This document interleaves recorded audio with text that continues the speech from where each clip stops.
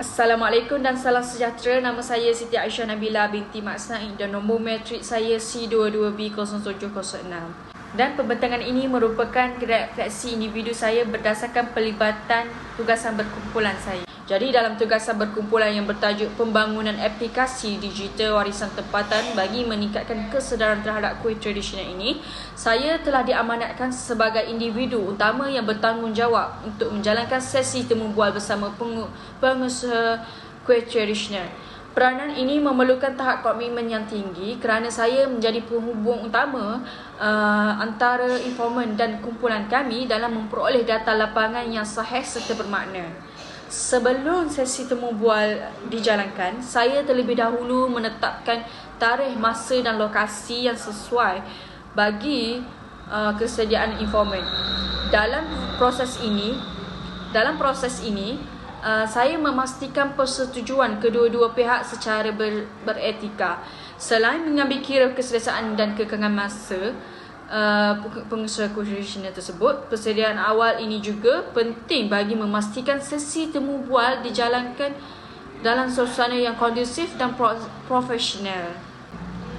Semasa sesi temu bual berlangsung, saya mengemukakan soalan-soalan yang secara jelas, tersusun dan sopan dan juga beretika bagi memperoleh maklumat yang tepat, sahih dan mendalam. Soalan yang dikemukakan bukan sahaja tertumpu kepada proses pembuatan kuih tradisional tersebut, malah merakumi aspek sejarah, nilai budaya, cabaran, kelestarian serta pandangan informan terhadap penggunaan platform digital dalam mempromosikan warisan tempatan. Jadi pendekatan ini membantu saya memperoleh gambaran yang menyeluruh tentang realiti yang dihadapi oleh pengusaha tradisional pada masa kini. Selain itu, saya juga turut berperanan untuk mengawal perjalanan sesi temu bual agar perbincangan berlangsung secara teratur, lancar dan berkesan. Saya akan memastikan setiap soalan yang dibincangkan secara fokus tanpa menyimpan daripada objektif kajian. Di samping memberi ruang kepada informan untuk berkongsi pengalaman dan pandangan peribadi mereka secara bebas. Kemahiran komunikasi yang berkesan amat penting bagi mewujudkan suasana yang mesra dan saling percaya antara penemu bual dan informan. Dalam melengkapkan tugasan ini, saya juga bekerjasama rapat dengan pencatat maklumat bagi memastikan semua maklumat penting direkodkan dengan lengkap sistematik dan teratur.